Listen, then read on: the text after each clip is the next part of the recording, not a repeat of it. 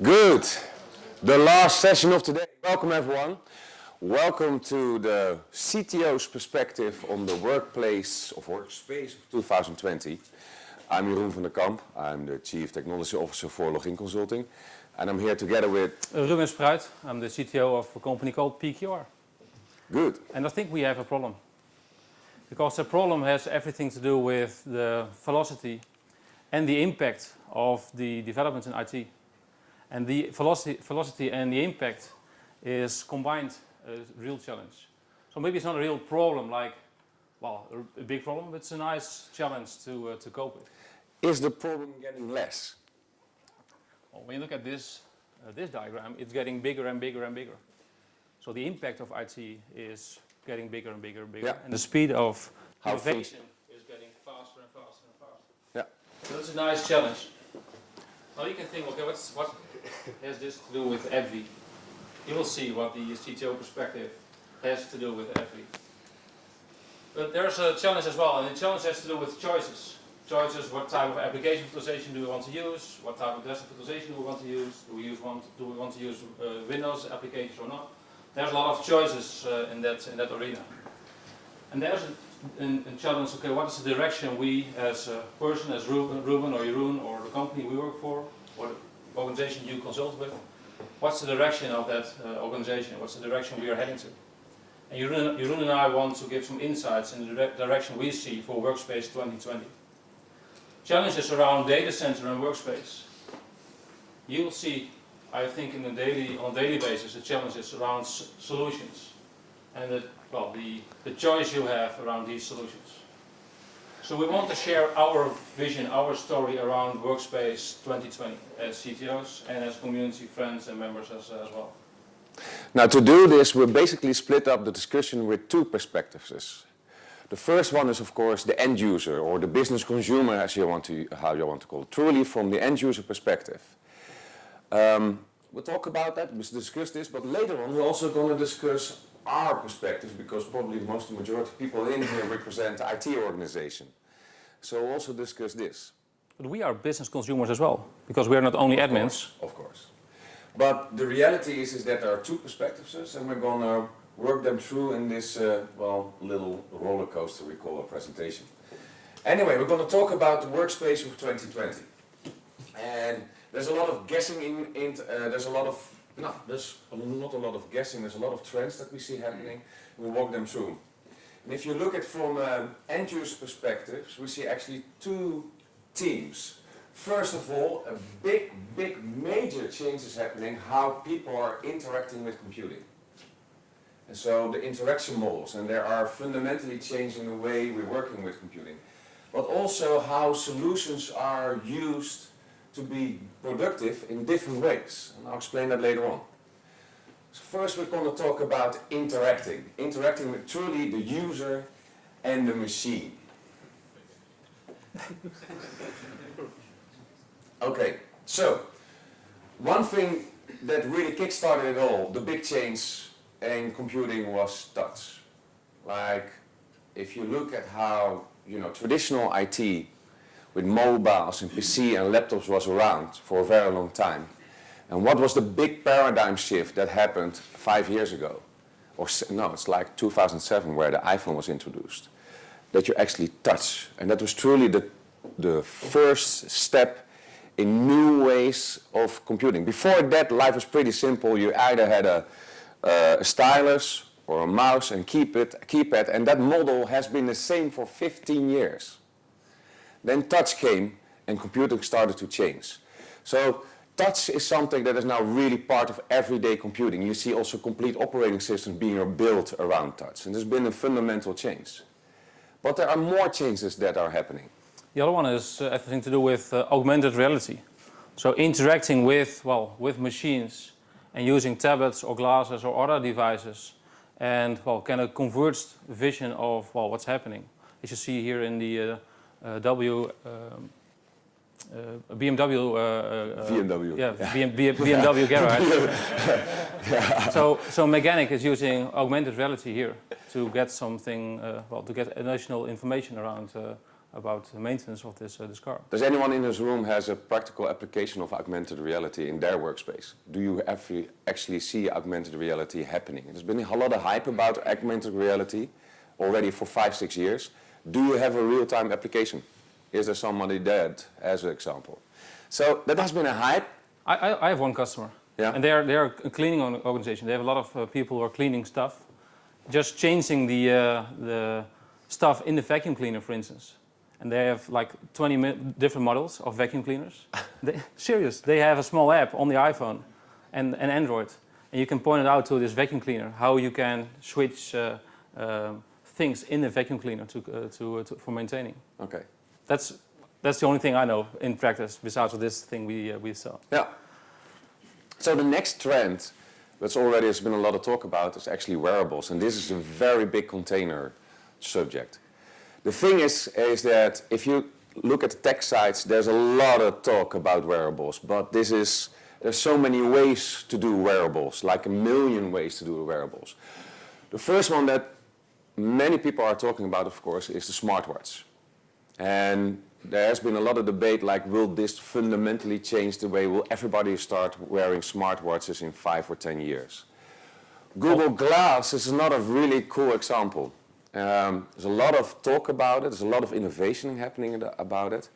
But the big discussion is it just as important and fundamental as it was for touch? Will it dramatically change the way we do computing in 2020? And will we all be wearing Google Glass? Can you imagine doing a date with a girl that has Google Glass, like, and she sees your BMI ratio and your criminal stuff like that? Like, okay, interesting. I think it's a very interesting discussion because, to be honest, I think that wearable technology will not be a super hit in the consumer world. But I do feel that wearable technology, and especially Google Glass, where also augmented reality will become part of it, in the workspace, in a working environment, I think it will be quite normal in 5, 6, 7 years that you find professionals either working in a supermarket or working in the field, a police officer, that are wearing portable, wearable computer gear. And that will seamlessly interact in their working style. So for me, the wearable trend is not about how big will it be right now in the consumer space. I think it will be for geeks. If you go to San Francisco right now, you see a lot of geeks and they wear Google Glass like, oh, look at me, like I'm cool. Or they wear this, the Galaxy Gear, and then you ask what time is it, and you say, oh, I don't know, the thing has run out of battery. But I do think it will definitely, when we're back here in 2020, I think many of you will raise your hand and have practical applications of wearable technology on the workspace. Because there it makes a lot of sense, actually. Let's move on. Next one is gesture-based computing. We all know Kinect, we all know Leap integrated in laptops.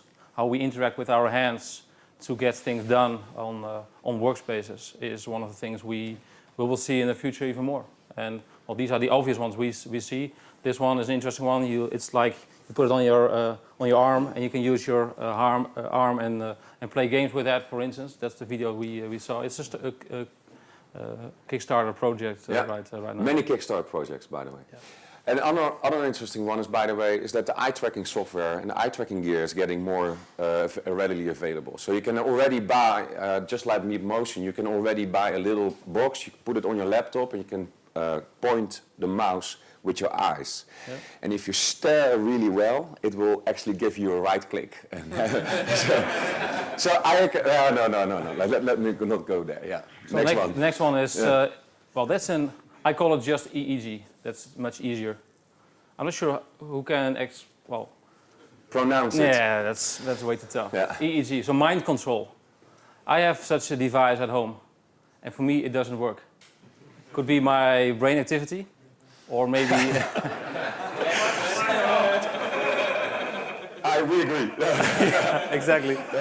Or maybe the technology is not there yet. That could be the case as well.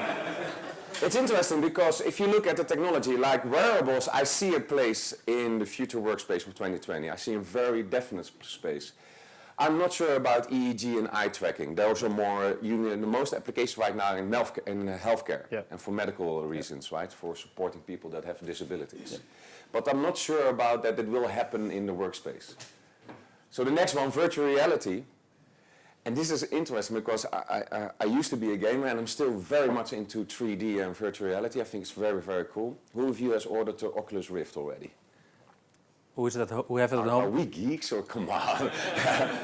It is amazing. It is really cool. The cool thing about, by the way, virtual reality and Oculus Rift is it's driven by mobile technology. So the screen and the gyroscope that's in there and the sensors are all driven and are now cheap enough to build in mass production.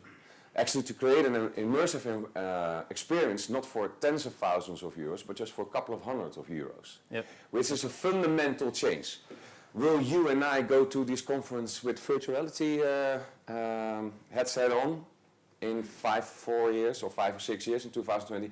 I'm not sure about that. It's a cool innovation, but if it's a workspace innovation, I think it will be a little bit longer, and I hope not, to be honest. It would be a little bit scary, actually. The funny thing is, I have an Oculus at home and use the roller coaster with my kids. So the business case to my wife was pretty simple. Or we go to the Efteling or Six Flags, or we just buy the Oculus and play the roller coaster at home. Yeah. So that was my business case to Jacqueline. Yeah. It worked out pretty well. Yeah. Still, the kids are complaining, okay, where is the Oculus? Because I gave it away. Yeah. And a couple of times a week they say, okay, where's the roller coaster? So, not there anymore. Yeah. So next item on the agenda is voice control. Look at Siri, look at the developments what Microsoft is doing with Windows Phone. And use voice control. Look at the developments of iOS in cars and use voice control to control things like music, like direction, and combine that with intelligence, which is in data centers at providers. Yeah. Voice control has been around for like 15 years already. There's nothing much more cool than 15 years ago when I started in IT. I worked for an insurance firm. There was one guy and he was really annoying. He was like a big mouth, big ego. He thought he was fantastic. So he asked for voice control, and then we looked at the spec of his computer and then the spec on the box for voice control, and it was like a huge difference. So we installed it, we gave him the headset, etc., and then he had to practice. And everybody started walking by his office like he was like spending and cursing at his computer that voice control was not working as expected. The big difference is right nowadays is that for simple commands we get at 90%, 95% accuracy. But what we feel in the workspace in 2020 is that voice control accuracy is at 99%. And then when it gets to that high level, you really also get to the point, do I need a keyboard and mouse for many instructions? We're not there yet, but the applications are really, really cool. Yeah. Well, the other one is real-time translation. So unified communications, the way we communicate, with you, with community, with friends in the US or in Germany. Well, would be really awesome to use your native language. It's much easier for us. Yeah. And use your native language to talk with Tim or with Nick in real-time translation, using Skype or using Link or using something else. For this to be successful, it needs to be 99.9% effective, because if that 1% says you're fired or you're hired, exactly. So you can imagine that there are some challenges here, but is it the future? For sure. Is it 2020? Probably still a little bit too far away. So around unified communications, I think that's obvious. It's unified communication for all over the place. We do our job mostly with unified communications. Yeah. But what I see is silos. So we are using Skype or using GoToMeeting, but really interexchange these technologies together.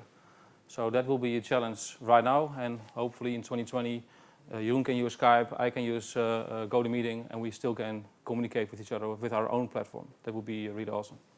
If you look at all the developments, what's really driving end-user computing is crowdsourcing. Like Oculus Rift, like the eye control, like Leap Motion, like a million of those initiatives that change the way we compute are not funded by the big corporations like Sony or HP or IBM that used to be a patent machine. But now, because of Kickstarter and crowdfunding in general, we see a dramatic explosion of innovation in computing and how we interact with computing. Will it become less at the pace that we're seeing right now?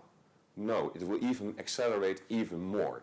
It will become even more confusing, and it also becomes more interesting. So it will also become more difficult to predict what we're doing in 2020. And this is the true root cause analysis, is that it becomes so much more easier to innovate. Sort of consumerization of development. Yeah, consumerization of development or funding. Yeah. Yeah. Nice. So the next phase in this presentation is more focusing on how can we be productive with these new devices and new technologies in 2020. So be more productive in a couple of ways, and one of these ways is battle of the platforms. Battle of the platforms is They're now distracted. You need to repeat what you're saying like a couple of times. Yeah. Exactly. Yeah. Battle of platforms again. Yeah, battle of platforms. Yeah. Here. Yeah, exactly. Yeah. Exactly. So battle of platforms is obvious this. And when we prepared it, we had a discussion, what we see is a couple of things. I see customers with this mindset. Give me a Chromebook, 99% or 95% of my apps are web-based applications, and give me Citrix, XenApp, or whatever kind of technology for the legacy applications. And when we had this discussion like 5-6 years ago, this was really a small group of people who have solutions in this phase. I see that group of people growing and growing and growing, and larger and larger and larger in enterprises as well. Yeah. So that's shifting the role of operating systems, the role of platforms, from a Windows-centric, a Microsoft-centric world to a universal combination of solutions. So it's all about apps. What type of applications do you deliver and do you want to deliver? And then the operating system, is not really interesting anymore from that perspective. It's really it is interesting, however, if we warp back to 2007, before the smart iPhone launch, it's like there was only one operating system that we cared about. And if you look at where we are now with IT, it's like we have to think about heterogeneity of operating systems. Will it become less? Will it stabilize? It will become more. And there's even now more new operating systems. Chromebook, by the way, is very interesting. There's a lot of traction for Chromebook in the US. Yeah. It's by far the best-selling laptop out there. And also a lot of businesses are moving to Chromebook. Look at Mozilla OS for phone, which is, it's really cheap. It's tough to compete with cheap, right? Or with these type of platforms. So. Yeah. BlackBerry, there's the future. Yeah. There'll always be like a couple of losers, but let's move on. So the next one is, to be productive, is obvious amplification. It's all about apps. What type of application do we want to develop, or can we buy to be more productive? This is not rocket science, and this will be even more in a couple of years. The challenge I see is that platforms and apps worked brilliant when the platform manufacturer is, like for instance Google, or is Apple, or is Microsoft. When you're in that silo, the exchange and the interaction is brilliant. But when you want to exchange and interact with different silos, with Apple and Microsoft, on application level and on device level, that will be a bigger challenge. Also because their model of making money is mostly in that silo. I see that as a big challenge when we move further in the time. Now, another fact is what we already talked about. We already talked about the different interaction models, but the reality is that enterprise IT, and especially the workspace of 2020, is not anymore one device. There will be so many different form factors that you need to think about and how applications interact on it. And it will not get less. And just to make our story very, very simple, if we move forward to tabletification, this is actually what's happening right now. So when was the iPad introduced? How long ago is that? 4 years ago. 4 years ago, 2000, it's only 4 years. And how common is the tablet right now? 4 years. It's like the reality is all our families and kids are buying tablets instead of PCs and laptops. But you now really see also the tablet happening at the workspace. It's a common thing. Only 4 years. Not only for Facebook or mail, but also for our business application to be productive. Yeah. So it's the reality, and this will continue in the workspace of 2020. There will be probably is another form factor that we haven't discussed today that will also be part of a new trend. Another trend is, okay, how do we use 3D graphics for virtual desktops? Look at mainframe 2 or Otoy, or what Citrix and VMware are doing in the space of desktop virtualization and graphics. Delivering these types of high resource-intensive applications to business consumers. And the main thing is, with these applications, my data set is huge, and probably it's IP, intellectual property related as well. How do we deliver these type of applications to business consumers? Well, today there are many reasons, many solutions to do that. And when you combine these solutions with Amazon GPU instances and deliver these applications through the public cloud to business consumers, that will happen more often, obvious, for the next couple of years. So it's just a small set of people that are doing this? No, there's 50 million professional designers out there in the world. And they use 3D applications. And they all work with that big problem that the data set is so huge. So it's really changed the way we do computing. How to be more productive has a thing to do with social enterprise. Social enterprise is not about Twitter or Facebook within login consultants or within PKR. No, it's the way how we communicate with each other, with clients, with community, or more on a more business level. Look at Socialcast, look at Podio, look at Yammer. Why did Microsoft bought Yammer a couple of years ago? Well, there's a reason for that, because SharePoint is document focused, and Yammer is focused on the personal side. So combine these worlds is social enterprise. Welcome to the social enterprise. Interestingly, if you look at the workspace of 2020, one thing will also be very, very visible, that basically anything has an IP or will get an IP. And this trend will not get less, but it will definitely accelerate. You had a beautiful example, Ruben. Yeah, one of my friends, he works for a large Dutch construction organization, and he's building the headquarters of Google in London. And part of that agreement was the comment of Google: every functionality, for instance, in this room, like this door, needs to have an additional functionality. Like closing the door, make a solid room is the primary functionality. Add a new functionality to this door, or to this one, or to the light, or to the floor. Adding additional functionality to the floor means, okay, when we are here in this room, the people who are cleaning this room can notice that, okay, there are people in this room.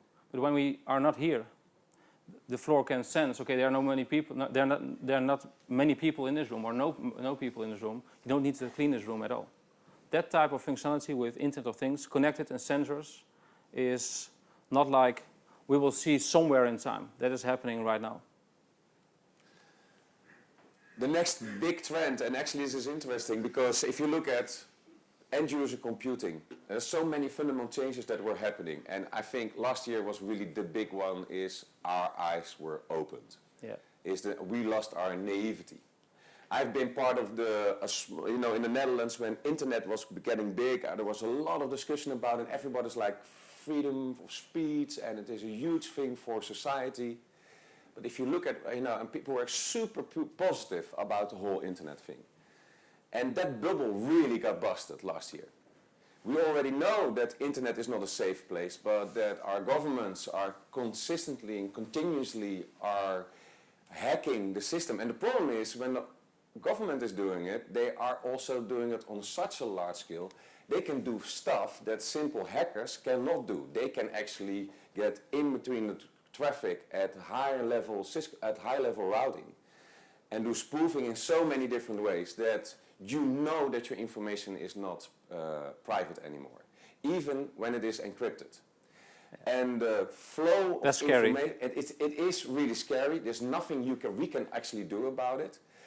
But will this change computing in 2020 and how we look at computing in 2020? For sure. I think you will see a lot of new developments, because this is only for like half a year, right, this development. There will be many new developments that will actually have a big influence at our workspace and how end-user computing will look like. This is not a little storm that will go by. But what comes out of it, I cannot predict. I'm sorry about that. Oh, this looks predictive, right?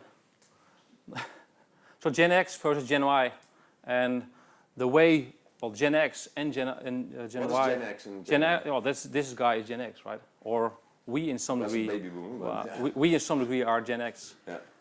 And well, the kids I have at home in a couple of years, well, probably, I'm not sure if she will look like this. Obviously, she's already looking like this from my perspective. She's cute. But the way she looks or he looks at, well, working and to interact with devices and to be self-supporting or not is completely different than my father-in-law or my father is looking at IT. And that way of being productive is changing because, well, when my kids will work in the industry, whatever kind of industry they would like, they will think, okay, I'm in control and I will use self-service where needed. I don't rely on IT per se as my father-in-law or my father is doing because my kids will look different. How to make a modern end user unhappy, control everything. Exactly. Right? Yeah. So self-service and IT store. And IT store is not only application store, but IT as a whole is a key theme in self-servicing.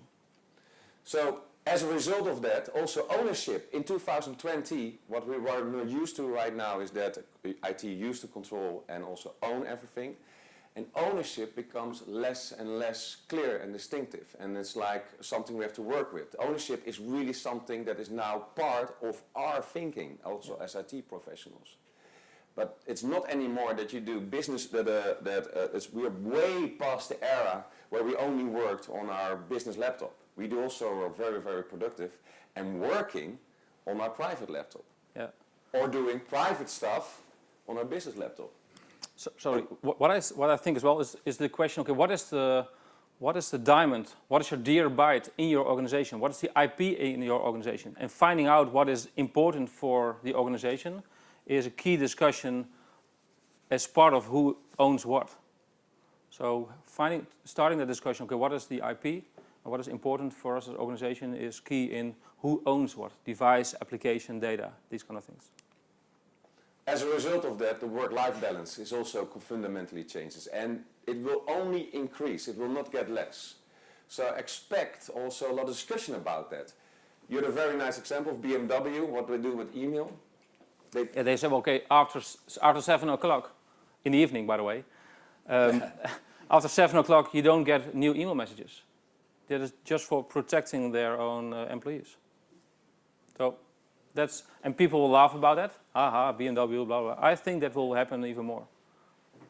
Okay, well, that wraps up the user perspective. So there's so many developments. And if you look at how IT was like in 2001, 2002, and how simple IT was in comparison to now, and how ridiculously simple IT of 10 years ago is in comparison to like how IT is consumed in 5, 6, 7 years ago, it is really like we're having a little big bang of IT and of innovations and how things are doing.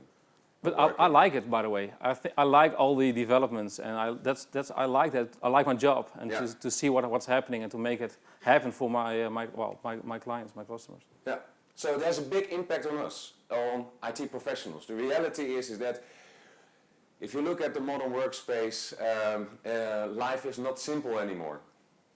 So we expect, if you look at the workspace of 2020, there are 4 major themes that you have to work with. Consumerization, we already discussed this. Mobility, is Windows legacy, will become a big part of the discussion. And everything is as a service. And especially when you define a workspace of 2020, these are elements that are a big part of your strategy. Well, consumerization is all about shifting mindset. As the Gen X versus Gen Y, as my kids will enter the space of getting things done in work. So consumerization is everywhere, and that will be in the next 5, 6, 7 years will be the majority of colleagues within PKR or within your organization or with your clients. They'll have a different mindset around how do we get IT, how do we get productive, and how do we get things done. Any, and that could be like 10 any's. It's anywhere. Anywhere. So OS, online, offline, platforms, applications, ownership. It's, well, anarchy almost. Yeah. And that's something you have to deal with. Yeah. That you have to deal with already in now, but especially in 2020. So what's the solution then? Then we'll come to that later on. Okay, so the reality is also that mobility and the way form factors are changing is that you see now more and more IT organizations that are responsible for Workspace are also defining strategies for mobility. I think, well, we both think, when we look at our clients and the discussion we have around mobility, is what is the impact of mobility? So devices, applications, all these kinds of things. What is the impact of mobility for networking? And the old school thinking around networking doesn't meet the whole mobility arena. And also these thinking around security, what is security from an IT perspective, doesn't fit directly in the mobility space. So both networking and security needs to be combined in the mobility projects. It's not about IT and we own stuff and this is how we do networking, this is how we do security. Most of the times it's older school thinking with mobility, and that will be a big challenge. So networking and security are the big themes in mobility, besides of amplification and these kind of things. Also around enterprise mobility management, a phrase which is pretty new because 2 years from now we didn't talk about enterprise mobility management. We have MDM, mobile device management. Right now we have mobile application management. Some vendors has, well, mobile information management, around rights management, for instance. And that's all part of the enterprise mobility space. And mobile enterprise mobility has everything to do, enterprise mobility management has everything to do with, okay, what do we want to control? Do we want to control something? And when the answer is yes, do you want to control device? Do you want to control application? Do you want to control information? And enterprise mobility management can be part of that discussion, or should be part of the discussion. And with enterprise mobility management, it's also about dual persona. So when I'm using my device, and my device is Ruben's device, and Ruben is both personal and business, running the same different stuff and the same stuff on that device, I want to make a clear distinction. Okay, this is private, this is business-related content, business-related applications. I want to set priorities and policies on that. And that's why enterprise mobility management is getting bigger and bigger and bigger, because mobility is getting bigger and bigger and bigger all over the place. Part of the mobility discussion is also how do we exchange information with each other? Is my application suitable enough to exchange information? How do we exchange data with each other? Are we using USB drives or are we using enterprise file sharing solutions for exchanging data? EFS, or enterprise file sharing and synchronization, is part of the whole mobility solution stack. It's not like the solution, it is just a solution in the stack of solutions.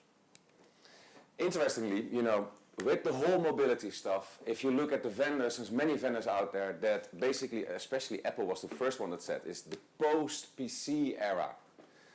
So this is the end of PCs and laptops. And Ruben and I disagree on this. Actually, we think it's the PC Plus era.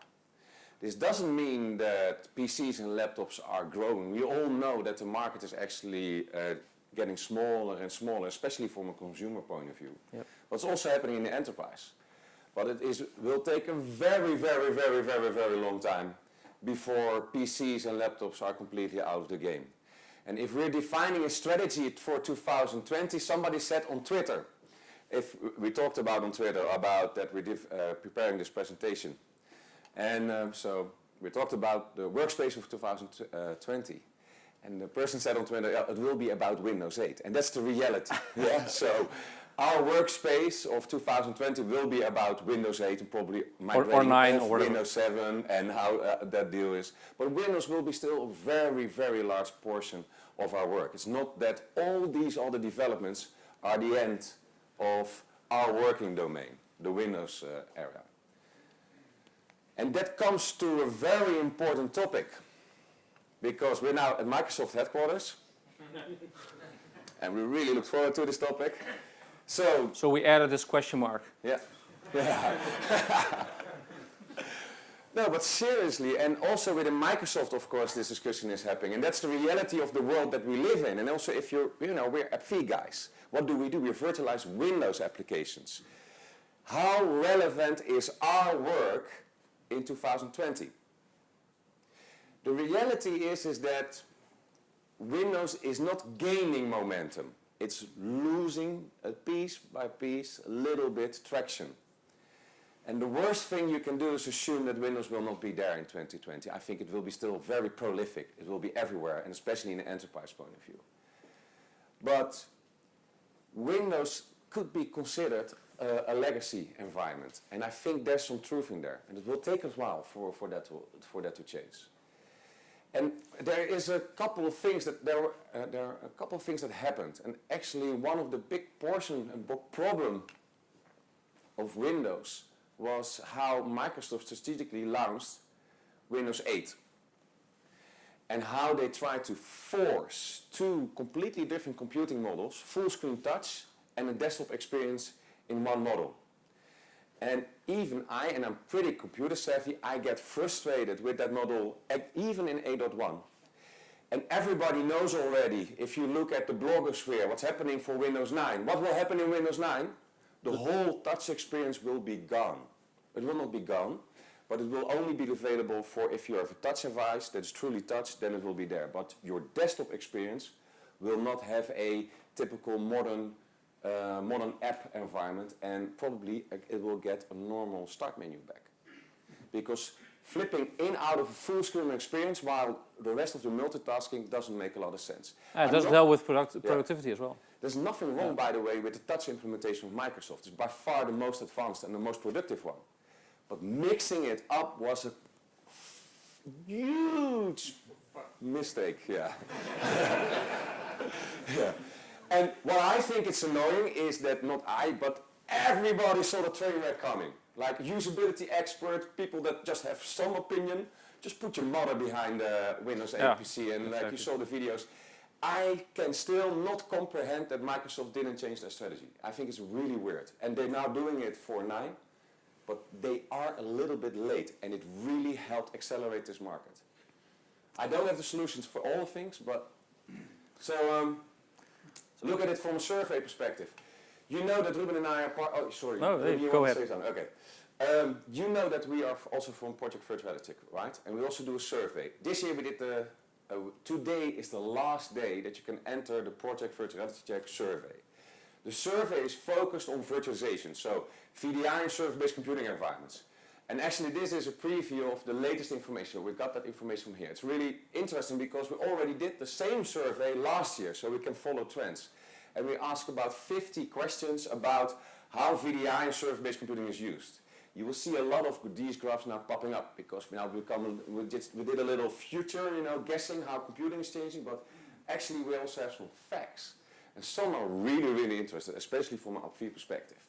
So, what's the reality today now is, why is Windows important? First of all, the most important thing to care about Windows is Windows applications. I'm a Mac user, I miss Windows. Not because of Windows, because of Office. Yeah, that's the reality. But if you look at the percentages, like more than 800 people did the survey. I completed the survey, by the way. Completed the survey. So yeah. So we're talking about more than 60% of participants has more than 60% of Windows applications. So especially from an enterprise point of view, the majority of organizations are still very much Windows application oriented, which is good because what do we virtualize with AppV? Windows applications, right? So, but there are definitely out there organizations that see it and say, well, we don't even have no Windows application, like 0. Only using Google Chromebooks. Yeah. So the other topic is around VDI, Windows 7 versus Windows 8. When we ask, okay, what kind of OS do you use in a VDI stack? We see clearly that Windows 7 is all over the place. And interesting to see is that 64-bit is the majority of the OSs being used in VDI. You can debate about the benefits or the downside about 64-bit or 32-bit in VDI. That's out of this scope. A short comment on that. An honest opinion is that Ruben and I had the hunch, an assumption that 64-bit would be a lot less effective as 32-bit. And actually testing it with within Project Virtuality with logging VSI proved us wrong. It's not that bad actually. It's pretty impressive how 64-bit scales. But you can clearly see that Windows 8 is not being used well in VDI and well especially in VDI. Yeah. The other one is VDI versus server-based computing. Sorry, Falco, about this one. So VDI versus server-based computing. When we did a survey, we were interested to see, okay, how many people are using server-based computing only, and how many people are using VDI only, and how many people are using the combination of VDI and server-based computing. This diagram clearly shows that VDI is ramping up fast.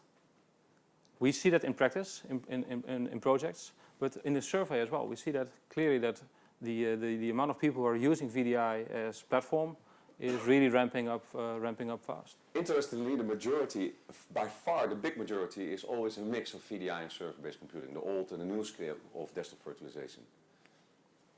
When you look at Face, could be your one, by the way, Jeroen. Okay, sure. But when you look at Face, you see that there are no real, new, larger server-based computing projects. Here, these are like, there's still in the design phase 3.1% and pre-production only 4.8%. So for the total environment, it's like a really low number. Now look at VDI. Wow, it's like a lot more new environments incoming. This is really changing. So server-based computing is truly old school. Yeah. Definitely. Yeah. But there's still many benefits, but that's a different discussion. Yeah. So when we look at the VDI adoption drivers, there are a lot of themes in that area. One of the questions is, what type of VDI broker, what type of VDI solution do you use for VDI? It is obvious, well, for me it's obvious, but survey proves it, that Citrix and Desktop and VMware View in all flavors, with all versions, is the majority. Then it's Microsoft, and then it's, meh. It's completely dominating. Yeah. And I don't think, the interesting thing is that if you look at the future, there's a lot of new things coming and it will only become more, but you really see a consolidation happening on the broker level. Actually, Sun has left the building. Interestingly, with a survey, if the marketing department finds out that you're doing a survey, they tend to like, oh, we need to get in there. So if you look at the data from 2013, somebody from Oracle said, like, from the marketing department, let's get in there. So at one day there was no Sun in there, and the next day 15% of all those participants were Sun. Yeah. So this didn't happen this year, and actually because we invited all vendors to really make a lot this of marketing noise. guy left Oracle. Yeah, I know who it is. Yeah, we know who it is. Yeah. But the question is, okay, will you introduce a different, connection broker, different VDI platform within 2-3 years? And the majority of people will say, well, we are on Zen Desktop or on View, we won't change that easily. So in 2020, when you're on View right now or on Zen Desktop right now, chances are high that within, you still are on that platform. Interestingly, if you look at hypervisor, no surprises here. vSphere is completely dominating the charts, like 75 or 70% is vSphere. No big surprise here. Citrix Zen Server is in our poll pretty big, but that's not really the common market standard because we're talking about VDI workloads. If you look at server workloads, Zen Server is much, much smaller. Then comes Hyper-V 2012 R2. It's interesting to see that 2012 R2, which is not that long on the market, is already the most used hypervisor for Microsoft, which makes a lot of sense because it has so many benefits over its predecessors. Now, interestingly, we didn't see a lot of change for brokers, but do we see changes for people using hypervisor for VDI in the upcoming years? And we definitely see. There's not a lot of people interested in Zen, or Citrix Zen or KVM, or actually in the other ones. But there's one hypervisor that is having a lot of attention and people are really seriously considering. So when you do a deep dive, so you pick all the people who filled in Citrix as VDI platform, and you do a deep dive on hypervisor with that selected group, you see that the majority of people running vSphere right now will consider Hyper-V as different platform for VDI. Yeah, but what you also clearly see is that the Citrix people using Zen Server are way more interested in using Hyper-V than the vSphere people. vSphere people are really like, we love what we have right now. Yeah. Oh, sorry. So, yeah. So 3D graphics, I already explained it from a user perspective. There's a lot of movement in 3D graphics. When you look at NVIDIA, when you look at AMD and ATI and their roadmap, and that brings us to the scenario where we can deliver 3D graphics applications, resource-intensive applications to business consumers easily and cost-effective. That's interesting because a year ago we knew what was coming, but we haven't actually seen it. It was like a year ago, or less than a year ago, it got demonstrated. Before that, our answer was when you're doing VDI or service-based computing, 3D applications. Yeah, don't use it. Don't do it. Yeah, only on a one-on-one relationship, but actually being virtualized like this. Interesting to see is that like 8% or a little bit more than 8% of the people are already using Quadro or grids in their VDI stack today, because that's what the survey tells us. And I'm pretty sure that this will ramp up pretty fast when the prices will drop, and when there's more knowledge in the industry available for that. When will the prices drop? When will it typically happen? When AMD will enter the market. And AMD will definitely enter this market. So you can expect, maybe if we find it quite normal in the workspace of 2020 that when we have server-based computing with VDI, that it is quite normal that there is hardware in our server infrastructure to accelerate 3D graphics, because 3D users is getting more and more. Even especially like vGPU, virtual GPU, is not what AMD has today. That will change somewhere in time. So the next topic, if you look at from an IT perspective, is if you look at VDI, one of the big debates is always pooled versus private VMs. And the difference is with both models is that in a private VM you get your own personal VM that you log into your environment every time, and you get your own personal VM. And pooled VMs are shared, so you can every morning you could log on to a different VM. The big advantage of a shared VM is that you can do central management, right? You can have this master image and then update it and roll out changes. There's this one fundamental problem with pooled and private VMs, because user experience is so very, very important. What key feature is missing from pooled VMs, from pooled desktop VMs? What is the one feature that keeps me off shared desktop environments and makes me unhappy about shared desktop environments? Customization? I'm fine that all the applications are there. Of course, I cannot self-install apps, but will it keep me off? What is the one single feature that pisses me off about pooled VMs?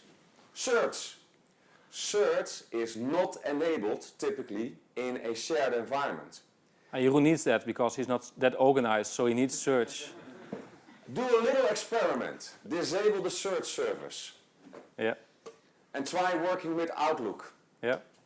And see how happy you are. It's a pretty big deal, actually. So, and I think, if you look at right now how we do IT, especially in Europe, this is like very much shared environment, so shared desktop VMs. On the other side are purely personal environments. You can clearly see the majority is focused on doing shared desktop VMs. I think this will change. I truly believe it's about user experience in 2020. Private VMs will become more prolific because it's about user experience. VDI and storage, so it's about VDI adoption, that's the arena still. And VDI and storage has everything to do with personal versus private VMs. And you see quite some developments in the storage space. Look at VMware, look at Synergy. The amount of vendors in that space delivering the solution for VDI and storage is, it's huge. When we look at VDI and storage, and we ask the question, okay, what VDI vendor do you use? What storage vendor do you use for VDI? You see that, obviously the majority is using the big names. But we see Atlantis and Nutanix, for instance, and Fusion.io ramping up fast. And I'm pretty sure that Fusion.io is 6.4%. You can also buy HP servers with the HP hardware accelerator, which is a Fusion.io, but people won't notice that it's a Fusion.io. So I think the numbers is even bigger than just the name Fusion.io. The good news is that until recently, storage was the big deal breaker for VDI products. Like, it was really a huge problem. And we can truly say that VDI has become mature, and that storage, it's not easy, but it is at least not a performance problem anymore. You can have performing VDI desktops. Another development is about hyper-convergence. Look at Nutanix, look at Simplicity, look at VMware vSAN, using local storage in all flavors. And build your distributed storage infrastructure with local components and make VDI appliances available. So I need more capacity, I add a new appliance to that. It's not the same like VDIappliance.com, which is just a pure server with Fusion I/O. I want to have intelligence as well. Intelligence is, okay, where is my data stored locally, and also distribute my workload and my data through to other appliances. Yeah, because I want to have a private VM, but I don't want to have this private VM tied to one single server, right? Exactly. So what server brand is being used is obvious. HP and Dell is all over the place. But I'm pretty sure that this and these, well, especially Nutanix, will ramp up pretty fast in 2015 when we do a survey again. I see a lot of buzz around Nutanix, and I think you can see it as well. If you look at server infrastructure for desktop virtualization in 2020, my guess is that this new architecture, which is basically the Google architecture, that you just don't add central storage but just add compute capacity, will be the default architecture, also shared by Cisco, Dell and HP. I'm quite convinced that this architecture will become the new standard for desktop compute in your data center. There's a reason why Cisco bought Viptil like half a year ago. So it's the same philosophy with Cisco and Viptil. We need to ramp up a little bit faster. Okay, cool. You do the application virtualization. So application virtualization, okay, the question is what is the percentage of applications which are virtualized? I see. Well, that's okay, this is FV, and we do well. This is the overall picture. But when we look at FV4, FV5, and ThinApp, you see quite some differences, and we want to share these differences. So, what's the success ratio with application virtualization overall? This is the picture. 25% doesn't even virtualize at all. Yeah. I'm interested. We didn't sort it out. I'm interested if that's a lower or higher number than in 2013. We'll check that out. And will it be higher or lower in 2020? Yeah. Not sure. We'll move on. So move on to the question: is application virtualization being used in VDI, and what vendor is being used? So you see that like almost 30% is not using application virtualization at all in VDI server-based computing. Then FV is the dominant one with FV4 and FV5. So that's pretty resonates what I see in real life scenarios as well. No big surprises here. Which one is ThinApp? The pretty one, which is Maybe this is not a good time to do this. We're in Amsterdam, right? So everything's yeah, you can do that, whatever. So, AppV 4.6. Nobody has 100% application virtualization. Interestingly to see is that if you look at this, about almost 50% has the far majority of the applications being virtualized. And only a small has, only 20% has 1 to 90% of the application being virtualized. It would be very interesting if you choose AppV that you have no applications are virtualized. You wouldn't answer that, right? AppV 5.0. Now you can see actually there's a much larger portion, no surprises here, that 25% is at a very low virtualization rate, and the high virtualization rates are lower in percents, like this is 40 and we were looking at 50 in total. So you see increasing. Interestingly, you're using AppV, how many applications no applications are virtualized at all? There's 1.4%. I want to have a discussion with these people. Is that because of migration? Because they we don't know, it's a survey. I don't know. Maybe, could be. Because of migration. I'm not sure if this meets the design goals of the FP team, by the way. Yeah. We'll ask them in a couple of weeks. Yeah. So, ThinApp.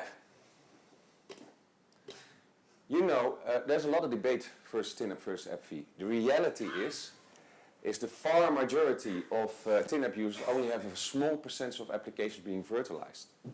I would not have expected such a big difference with AppV. That's just a surprise to me. Yeah, exactly. Let's move on to a different topic. I think when we look at Office is obvious. The majority of people is using Office 2010. And when we ask the question, do you want to move to 2013? Not so many people are really keen on that. Yeah, that means that we need to Need to rush. wrap it up a Yeah, little exactly. bit. Okay. We have only half an hour left. No worries. I will skip just a couple of slides just Sure. Let's move on to the end. So, wait, but also this slide. Okay, interestingly. I think this is Just on a side note, when we prepared this presentation, it's the first time we do it in this context. Like, we can do this in 45 minutes. That was a totally, no problem. True. So, IT is changing, not consumerization, not just mobility and Windows as a legacy, as a thought process, but everything becomes a service. The reality is that as a result of that, workspace aggregation becomes a large portion of IT. What is workspace aggregation? Oh, workspace aggregation could be, this is my workspace. This is different web services and web applications combined with Windows applications. And this is my browser-based workspace. And this is not like a mock-up, this is an actual running demo. Well, this is not running, but a screenshot of a running demo of my workspace. So maybe this is the workspace of tomorrow. It is a combination, it is aggregated of different sources. In everything as a service, obvious cloud or computing is part of the story. In 2020, it's about public. And maybe not only in public cloud providers in the US. Maybe we'll get a discussion, okay, we want more cloud providers in Europe instead of being focal and visible to only US cloud providers. In 2020, there will be much more DaaS than it is today, obvious. Yeah. So if you follow Brian Mendelcon, there's a lot of talk about DaaS, desktops as a service. We believe in Intune, like this is growing. We do some Intune projects. We believe in Office 365 as cloud service, Azure. But desktops being run out of the cloud and as a service, it's really being accelerated by Amazon Workspace services. And I think if you look at the Workspace of 2020, there will be far more desktops actually being run from the cloud than it is, well, today's will be very, very small, but it will become very, very common. If you look at the survey, it's interesting. So we ask, how much of you are interested in DaaS? And well, about 36% is investigating out of curiosity. About the same amount is not interested at all. But actually 11% is already doing it because business is requesting them to do so. And there's about 5% or 2-3% already running in some form of DaaS. So desktop as a service. It's becoming tangible. We think with everything as a service, having visibility on the infrastructure as a whole is a key component. When the solution is a combination of different sources, what is the overall view of the solution? Does it work as expected? Does it meet the requirements as expected? So end-to-end monitoring, not only from an IT component perspective, but also from a business services perspective, is a key component in everything as a service. And it will be one of the most critical aspects. If you're doing the workspace in 2020, it will become one of the most key components in the infrastructure overall, monitoring and in general. The last one, about everything as a service. Yeah. It's interesting, security has been a problem, and it's always been. It has not become less. Actually, it's now a commercial hacking services. If your company has any IP, or your bank, you will get hit by professional or government-funded criminals. Try to get your IP or to do a denial of service. Every single company that is somewhat serious has this problem. And the reality is, if you look at Windows, it's a Windows problem. So we took a look at the published vulnerabilities in 2013. Linux, Java, Chrome, Firefox, Java, another development kit. Hey, this is the first Microsoft product. And then Windows 7 is actually, or Windows Server 2008, is on 10. Windows is not doing that bad actually from a security perspective. It's not that bad at all. And it was a big surprise for me, but this is the reality that we live in. Okay, let's fast forward. So to summarize it, you see that the role of IT pros, the role of us, and the role of the IT organization is shifting fast. And especially when you look at 2020. It's not like we are building everything in our own data center. No, it's like we are providing services from our own data center, and we are providing services from other data centers and combine it in a workspace aggregated format to our business consumers. So the IT department of today is like the gatekeeper, and the IT department of 2020 or the IT department of tomorrow is more like the storekeeper. And I think that's a fundamental shift in the way how we as IT pros and in our organization will look at IT services. Now, so what about you? What do you need to do when you think about 2020? Well, we have discussed all these topics, and I think you should have an organization, especially if you're more concerned about the future, you should have a conversation about these topics. And the best way to define a roadmap to 2020 is use our famous Jeroen and Ruben strategy quadrant for end-user computing, or tomorrow's workspace. Basically, you map your topics into how relevant is it in end-user computing, and how far away, so is it still far away in the future, or is it something we have to deal with now? And what you could do, for instance, wearables, if you think it's far away, still 5 years away, but it is relevant to end-user computing. Amplification is a topic that we have to discuss now. Windows 8, that's interesting. It's not a really important discussion right now when you look at strategy. Virtuality, that's probably still very far away and not that relevant to end-user computing. Now, if you look at the workspace of 2020, the overall conclusion is not that simple. It's called entropy. And the reality, if you look at the workspace of 2020, is that where things used to be very, very simple, and now things are already getting a little bit confusing because we have to talk about ownership, where it's coming from, who's doing the IT, what form factor, what operating system, how do we interact with end-user computing. It is not getting less confusing. It's getting more diverse and more choices. You had an interesting thought. We had an interesting Or it could be the other way around in 2020, that people don't like this whole empathy thing. It's more like an anti-empathy. I want to get entropy. I want to get this direction and that's it. I don't want to have a work-life balance as it is right now. I want to get offline when I'm at home, and when I'm at work, I will do my work. I see that. I can envision that in 2020 that will be for simplicity. Yeah, exactly. Yeah. So we'll see what happens. We'll see what happens. Yeah. The most important question is: will you still do AppV in 2020? That's a nice conversation for the beers. It's supported. It's supported. Thank you very much, and I hope you enjoyed.